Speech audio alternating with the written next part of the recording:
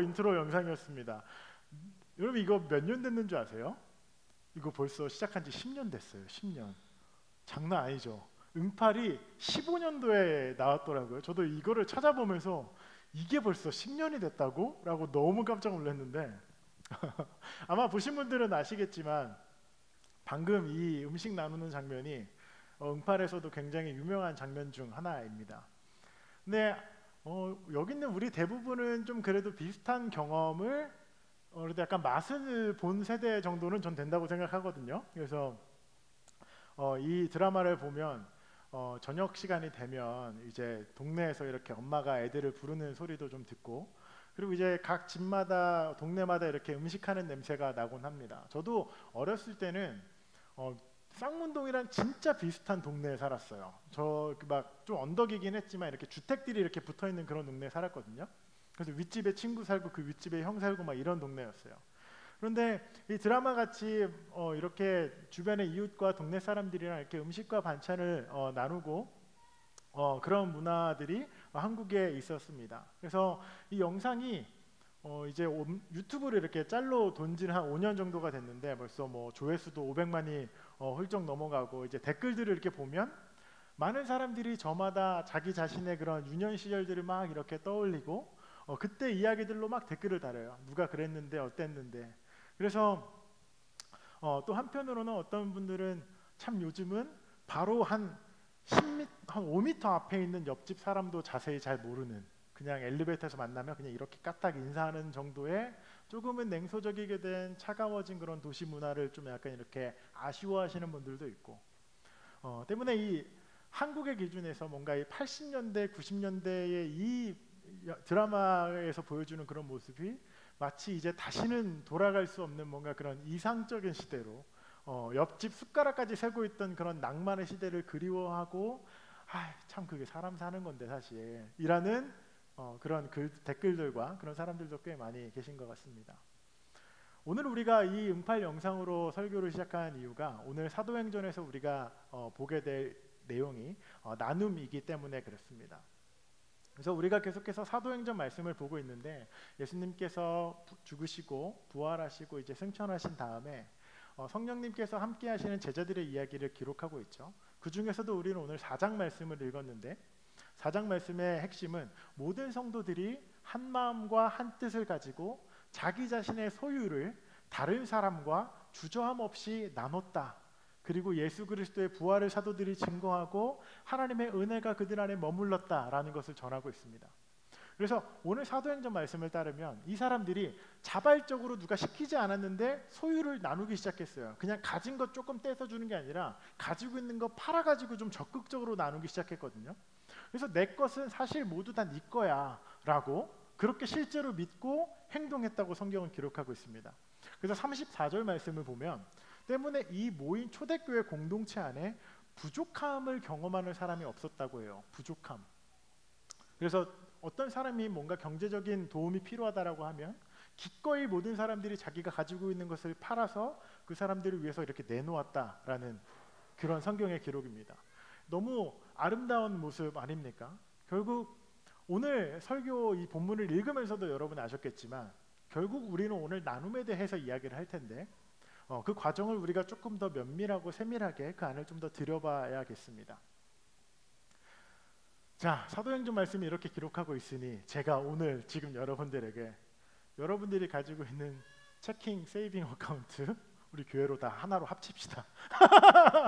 자, 여러분 401k 숨겨놓은 거 다 알아요? 그 연금 계좌 다 모읍시다.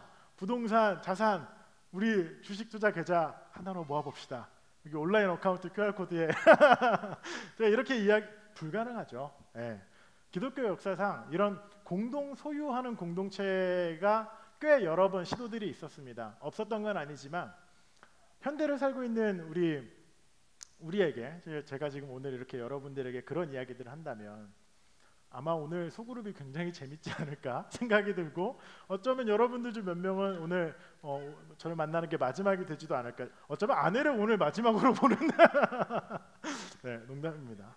아무튼 오늘 우리가 읽은 사도행전 말씀은 어떤 공동 소유에 대한 사회주의적 이해라기보다는요, 자발적 나눔과 헌신에 기초한 이 자비로운 공동체가 그게 너무 풍부하고 너무 풍성해서 많아서 궁핍함을 경험하는 사람이 없을 정도였다. 그래서 공동 소유 공동체가 될 정도로 굉장히 급진적이고 파격적으로 나눔을 하였다라는 것입니다. 그래서 우리는 좀 더 들어가 봅시다. 이 사람들이 도대체 어떤 세상을 살았는가를 우리가 좀 더 들어가 보면, 이 사도행전은 누가라는 사람이 누가복음과 사도행전을 이렇게 같이 기록했다고 이야기를 했었죠. 한 60년대쯤 기록이 됐는데, 이 당시에 유대인들과 이 로마 상황은 경제적인 빈부격차가 굉장히 극심한 상황이었습니다. 사실상 계층이 있는 그러한 신분 사회였죠. 그래서 예수님의 복음서 활동을 통해서도 우리가 알 수 있듯이 대부분의 평범한 유대인들, 한 80% 이상의 유대인들은 불평등을 겪고 있었습니다. 상류층이 누구였냐면 종교 지도자들을 포함한 사두개인, 제사장 가문, 일부 바리새인들, 세리, 그리고 상인들이었는데, 유대인들이요. 이 사람들은 노동을 하지 않는데 계속 재산이 늘어나요. 착취 구조가 형성되어져 있기 때문에 아무것도 안 해도 계속 돈을 써도 계속 돈이 늘어나요. 이런 사람들이었어요. 중산층들은 소규모 지주들이나 자영업자나 장인들이 있었는데, 이제 그 사람들 역시 2중 3중으로 세금을 내면서 쉽지 않은 삶을 살았지만, 대부분의 사람들은 빈곤과 과도한 세금에 의해서 굉장히 생계를 위협받는 상황이었습니다. 더 나아가서 성경을 통해서 보아서 알 수 있듯이 이 각 계층들은 서로 교류가 없었어요. 마음속 깊은 곳에 서로를 향한 분노와 저주가 있어요. 그리고 반대편에서는 멸시와 무시가 있습니다. 완전히 이 사람들이 단절되었어요.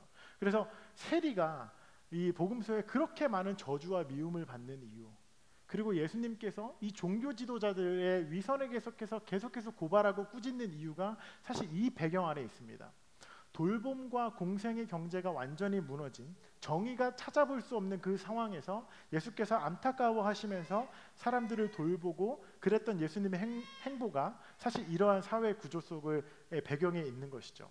예컨대 누가복음 16장을 보면 어떤 부자가 나오고 거지 나사로라는 사람이 나와요. 이 부자는 날마다 파티를 합니다. 매일 밤마다 파티를 하는데, 이 나사로는 그 파티하는 그 집 앞에서 아사합니다. 사랑과 나눔의 감각이 너무나도 무감각한 상류층, 그리고 사회 경제적 계층 간의 철저한 단절을 예수님께서 지적하고 있어요. 이렇게 양극화된 유대 사회에서 이렇게 굉장히 급진적이고 나눔 공동체였던 이 초대교회의 이 신앙 공동체는 굉장히 이상적인 조직이었어요. 좀 이상하기도 하고 실제로 아이디얼하기도 한 그런 공동체였습니다. 그래서 이 신앙 공동체에는 어떠한 소외나 차별이 아니라 나눔과 채워짐, 평등과 박애가 있었어요. 적어도 이 안에는 부족한 것이 없었다고 지금 기록하고 있죠. 그런데 여러분, 이 초대교회 공동체가 당시 이 교회의 모습이 교회 밖에 있는 사람들, 비유대인들, 로마인들, 그리고 헬라 철학을 교육받은 사람들에게 쉽게 말하면 히트를 치게 됩니다. 그 사람들 마음에 엄청난 울림을 주게 돼요. 누가가 그걸 알고 있었어요. 그래서 오늘 기록한 이 사도행전과 누가복음은 의도적으로 그 사람들을 겨냥해서 쓴 글이기도 한데, 한 마음과 한 뜻을 품었어 라고 이야기하잖아요. 그 헬라어 단어가 당시에 그 플라톤 철학과 그 스토아 철학을 굉장히 거기서 많이 사용하는 단어를 의도적으로 누가가 차용해서 사용을 하거든요. 그래서 당시에 이기심을 억제하고 공동 선을 행해야 한다라는 플라톤 철학에 기초한 공동체 사상과 사람과 사람 사이에 한 마음을 품는 것이 진짜 우정이야, 우정이란 두 개의 몸에 하나의 영혼이 있는 거지라는 그런 아리스토텔레스의 철학을 인용하여서 그 교회 밖에 있는 사람들을 타겟해서 이 사도행전을 쓰게 되거든요. 그래서 마치 누가는 교회와 교회 밖에 있는 사람들에게 신앙 공동체를 소개하는데 이렇게 지금 이야기하고 있는 겁니다. 여러분 모두가 이상적이라고 생각하고 옳다고 여기고 꿈꾸던 공동체가 지금 여기에 있습니다. 여러분이 사상과 철학으로 이성으로 이해하고 동의하지만 여러분의 현실은 어떻습니까? 정반대죠. 왜곡과 폭력과 계층과 차별과 소외가 지금 여러분들의 현실 속에 있죠. 그런데 여러분, 꿈꾸던 공동체가 현실에도 있습니다. 여기에 있습니다라고 누가가 그렇게 계속해서 이야기하고 있는 거예요. 그리고 마지막에 이것이 가능한 이유와 능력, 자기 자신을 내어주신 예수, 부활한 그리스도, 그리고 증인된 우리의 이야기를 좀 들어보십시오 라고 지금 누가가 사도행전을 기록하고 있는 것이죠. 때문에 여러분, 로마가, 이 초대교회가 로마 제국에 의해서 막 박해가 본격적으로 시작되기 전에 사도행전 2장 47절에 초대교회를 이렇게 기록하고 있어요. 하나님을 찬양하고 사람들로부터 칭찬을 받아 주께서 날마다 구원받는 사람들을 더하였다. 사람들로부터 칭찬을 받아. 이 사람들은 교회 밖에 있는 사람들입니다.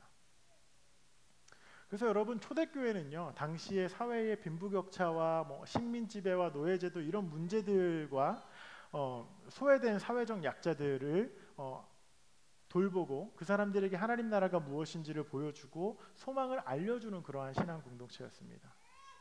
때문에 당시에 이 교회는요, 유대인들을 포함한 주변의 많은 로마인들과 이방인들로부터 존중과 칭찬을 받는 공동체였어요. 모든 사람들이 날마다 그 그룹과 모임에 함께하고 싶어 했습니다. 그리스도의 사랑과 부활의 능력이 이 복음의 해방과 자유가 처음 예수님을 믿었던 이 사람들로부터 시작해서 결국 교회가 유대인의 그 종교의 벽을 넘어 세상 속으로 침투한 그 첫 번째 사건이 이렇게 나타나게 된 것이죠. 그래서 교회는요, 그 당시에 굉장히 주변의 많은 사람들에게 놀라움을 주는 공동체였고 울림과 기쁨을 주는 공동체였습니다. 많은 사람들로부터 사랑과 칭찬을 받는 공동체, 사람들이 계속해서 참여하고 싶고 함께하고 싶은 공동체가 바로 교회였습니다. 그리고 여러분, 저는 이 말씀을 준비하면서 오늘날 우리의 현실에서도 이 일은 가능하다. 충분히. 이곳에 있는 캔자스시티를 살고 있는 우리 안에서도 이 교회의 이야기는 일어날 수 있다고 믿습니다. 여러분, 그 믿음의 근거가 무엇이냐면 우리의 어떠한 도덕성이나 우리의 지성이나 약간 시대를 읽어내는 그런 감수성에 달려있지 않습니다. 여러 차례 설교에서 이야기했듯이 개신교의 호감도가 이렇게 많이 낮아져 있는 상황이고, 그리고 거기에 대한 분석과 이유를 우리가 사실 다 알고 있죠. 그래서 교회가 이렇게 뭔가 비난받는 지점, 인상을 찌푸리는 그런 지점들을 이렇게 잘 분석해서 약간 우린 좀 달라 라는 스탠스를 취하면, 조금 더 세련되게 말하고 뭔가 그렇게 조금 더 세련되게 행동하면 아주 잠깐 주목을 받을지는 모릅니다. 저긴 좀 다른 데인가 보네. 쟤네는 약간 좀 젊은 애들이 모여서 뭔가 좀 다르게 뭔가 좀 하려 그러네. 그런데 여러분, 이 감수성 역시 사실 영원하지 않아요. 하나님의 신앙 공동체는 출발은 비슷하게 보일 수 있지만 결국 우리가 가고자 하는 그 신앙 공동체의 그 곳은, 하나님의 신앙 공동체는 그렇게 성장하고 완성되지 않습니다. 최근에 우리 하영 자매를 이렇게 양육하면서 이렇게 매주 만나고 있는데, 저는 어딜 가나 막내고 언제나 막내인데 하영과 이야기를 하면서 내가 나이가 좀 들었다라는 생각을 너무나도 많이 하고 있어요. 제가 막 양육과 나눔을 하다가 하영 혹시 왁스의 머니라는 노래 알아? 라고 했는데 하영이 네? 뭐요? 그래서 그런 노래가 어딨어요? 보여줬어요, 유튜브로. 머니 해도 머니, 이 노래 몰라? 그래서 그때 감수성으로 교회를 이끌어갈 수 없다. 이건 10년도 못 간다라고 확신했습니다. 아닙니다. 죄송해요. 넘어가겠습니다. 그래서 초대교회 같이 모든 사람들에게 하나님 나라와 천국을 똑바로 보여주는 공동체가 되는 것, 한 마음과 한 뜻을 품는 것에 사실 여러분 교회의 본질이 달려 있습니다. 그럼 그 한 마음 한 뜻이 뭐냐? 예수님께서 보여주셨던 그 삶, 예수님이 십자가를 걸으면서 하셨던 그 사랑과 선택, 부활을 통한 승리와 그 기쁨, 이것이 교회라는 신앙 공동체 안에 한 마음과 한 뜻으로 품어져 있을 때 교회는 교회다워지고 우리는 하나님의 은총과 또 세상 사람들의 기쁨이 될 수 있다라는 것이죠. 그 그리스도의 정신이, 그리스도의 사랑이 온전하게 우리 안에 전해질 때, 그때 교회가 진짜 본질을 찾는 신앙 공동체가 될 수 있습니다. 그러면요, 여러분, 교회는요 사실 필연적으로 모든 사람들에게, 정말 많은 사람들에게 칭찬과 사랑을 받고 울림을 줄 수 있는 공동체가 될 수밖에 없습니다. 모두가 함께하고 싶은 공동체가 될 수밖에 없어요. 왜냐? 그것이 창조주이자 동시에 구속자가 되셨던 그리스도의 사랑이 가지고 있는 힘이고 우리는 그것을 부활의 능력이라 부릅니다.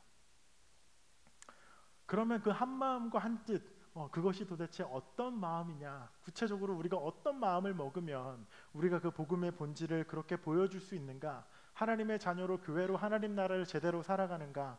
우리가 오늘 읽었던 빌립보서 말씀입니다. 제가 한 번 더 말씀을 읽겠습니다. 여러분 안에 이 마음을 품으십시오. 그것은 예수 안에 있던 마음이기도 합니다. 그분은 하나님과 본체이셨지만 하나님과 동등됨을 당연하게 여기지 않으시고 오히려 자기 자신을 비워 종의 형체를 가지사 사람들과 같이 되셨습니다. 그리고 사람의 모양으로 나타나셔서 자기를 낮추시고 죽기까지 순종하셨으니 곧 십자가에 죽으신 것입니다. 저는요, 초대교회가 품었던 그 한 마음과 한 뜻이 바로 이 그리스도가 품었던 마음이었다 생각합니다. 예수님께서는 창조주이십니다. 스스로 하나님이셨지만 하나님과 동등됨을 여기지 않고 자기 자신이 하나님의 위치를 지금 내려놓고 자신을 비워 종의 형체를 가지고 아기 예수님의 모습으로 이 땅에 우리에게 오셨죠. 그리고 사람의 모습으로 이 땅을 사시면서 계속해서 보여주신 건 야, 사실 내가 하나님이야 라고 한 번도 말하신 적이 없어요. 계속해서 이 땅에서도 낮아지셨습니다. 랍비였지만 스승이었지만 제자들의 발을 씻기는데 거침이 없었고 병들거나 아프고 힘들어하는 이들을 만지는 일에 다가가는 일에 예수님은 거침이 없었습니다. 이 땅에서 보여주는 그의 모든 선택과 걸음들이 계속해서 낮아짐과 낮아짐이었습니다. 그래서 예수님께서는 이렇게 말씀하셔요. 내가 이 땅에 섬김을 받으러 온 것이 아니야. 나는 섬기러 왔다라고 그렇게 말씀하시거든요. 때문에 이 예수님의 사랑과 이 낮아짐과 섬김의 마음이 우리 안에 있어야 할 우리의 본질이고 우리의 뜻이 되어야 합니다. 초대교회가 품었던 그 한 마음과 한 뜻, 예수님이 가지고 있었던 그 낮아짐, 그 내려감, 그 섬김의 마음입니다. 교회 안에 일어나는 정말 셀 수 없이 다양한 갈등, 어려움들이 있어요. 우리가 이거를 지금 다 일일이 열거하지 않아도 우리가 아마 생각나는 것들이 있을 것입니다. 그러나 우리가 이 한 마음과 한 뜻을 온전히 품는다면 우리가 예수님이 가지셨던 그 낮은 마음을 우리가 온전히 품는다면 어떠한 대접을 받으려고 섬김을 받으려는 마음을 과감하게 내려놓고 아무리 우리가 내려놔도 하나님이 인간이 되신 것만은 그걸 따라갈 수는 없습니다. 거침없이 우리도 망설임 없이 자기가 사랑하시는 우리를 위해 오셨던 그 그리스도처럼 우리도 우리가 할 수 있는 모든 것을 다하여 낮아지고 섬기고 그 사람을 사랑하기 위해서 우리의 인생을 걷기 시작하면 예수님이 보여주셨던 그 십자가의 길을 우리의 삶에서 그렇게 따라가기 시작하면 우리가 사랑스러워서 예수님이 우리에게 오셨던 것이 아니죠. 사랑스럽지 않은 사람들에게 그리스도의 마음으로 우리가 사랑을 보여주고 그 사랑을 우리가 따라간다면 우리도 그렇게 낮아진다면 마치 초대교회의 이 초대교회 공동체가 주변의 사람들과 이웃들이 이 교회를 보고 하나님의 사랑과 하나님의 나라를 발견했듯 결국 그 사랑은 필연적으로 바깥으로 나아가게 돼 있고 그 사랑은 사람들의 사랑과 관심을 살 수밖에 없을 것입니다. 결국 그 일이 우리의 주변의 이웃들이 결국 그 그리스도의 사랑을 만나고 삶의 의미와 조건 없는 사랑, 그 창조주의 사랑을 경험하게 되는 것일 것입니다.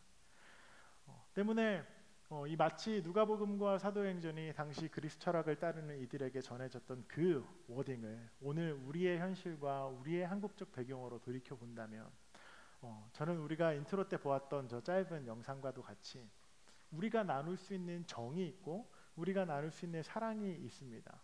그리스도의 마음으로 우리가 그것들을 열어내고 그 사람들을 섬겨내고 내가 대접받고자 내가 뭔가 좀 이렇게 하고자 주춤하지 않고 그저 계속해서 섬기고 사랑하면서 나아갈 때 우리가 그렇게 그리스도의 온기와 사랑이 그렇게 우리의 섬김과 나눔을 통해서 전해질 수 있다라고 믿습니다. 때문에 사랑하는 모닥불교 여러분 안에 이 마음을 품으십시오. 그리스도께서 우리를 위해 죽으셨던 그분의 사랑을 기억하시고 끝없이 낮아지기를 결정하셨던 그분의 낮아짐을 우리가 이 시간 다시 한번 품고 나아가기를 원합니다.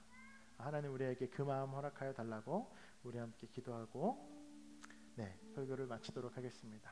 우리 이 시간 먼저 같이 기도할 때 그리스도의 마음을 품는 사람들 되길 원합니다라고 우리가 기도하길 원합니다. 하나님, 우리가 머리로는 알고 있지만 그 당시 그리스 사람들도 머리로는 알았습니다. 어떤 것이 옳고 어떤 것이 정의로운지는 그들도 모두가 알고 있었습니다. 그런데 여러분, 우리의 신앙생활은 머리가 우리를 구원하지 않고 우리가 생각하는 이상이 우리를 구원하지 않습니다. 여러분의 행동이 우리의 믿음인 것이죠. 이 시간 기도할 때에 하나님, 우리가 그리스도의 복음을, 예수님의 사랑을 머리로만 아는 사람들 되지 않게 하여 주시옵소서. 그것이 위선임을 로마 제국과 그 그리스 철학을 믿고 따르는 이들의 삶을 통해서 우리가 보았습니다. 하나님, 우리가 예수님처럼 낮아지고 사랑과 섬김에 거침이 없는 주의 자녀들 되게 하여 주시옵소서. 우리 마음속에 여전히 열어내고 나눔과 섬김과 사랑이 여전히 주저하여지고 망설여지는 마음들이 있다면 하나님, 그 마음을 주의 따뜻한 사랑으로 녹여주셔서 우리도 그리스도 닮게 하여 달라고 우리 시간 우리의 삶을 먼저 하나님께 고백하고 올려드리며 먼저 기도하겠습니다. 기도하시겠습니다. 은혜와 사랑의 하나님, 이 시간 우리가 기도하며 나아가는 것은 하나님, 우리 안에 온전히 주의 그 사랑과 은총이 우리 안에 부어지기를 원합니다. 하나님, 우리가 아는 것과 믿는 것을 착각하지 않게 하시고 하나님, 우리가 우리의 삶으로, 우리가 선택으로, 말로 우리가 그렇게 보여주며 행동하는 그리스도인들 될 수 있도록 주님, 우리 가운데 일하여 주시옵소서. 성령 하나님, 이 시간 우리가 때로는 우리가 그렇게 열어내고 살아가지 못하였던 우리의 부끄러운 시간들을 고백합니다. 하나님, 우리 안에 무엇이 두렵고 하나님, 우리 안에 무엇이 우리를 망설이게 하는지 하나님, 우리가 깨달아 알 수 있는 지혜를 주님 우리에게 허락하여 주시고 우리 가운데 주의 그 놀라우신 역사가, 그 은총이 우리 안에 그렇게 부어질 수 있도록 주님, 우리 가운데 주님 일하여 주시옵소서. 하나님, 우리가 교회 가운데 그렇게 모범이 되고 빛이 되고 소금이 되는 교회들 되게 하여 주시고 하나님, 우리가 다만 무엇보다 그리스도의 그 사랑을 전하고 그 은총을 전하고 그분의 놀라우신 그 은혜를 전할 수 있는 우리들 될 수 있도록 주님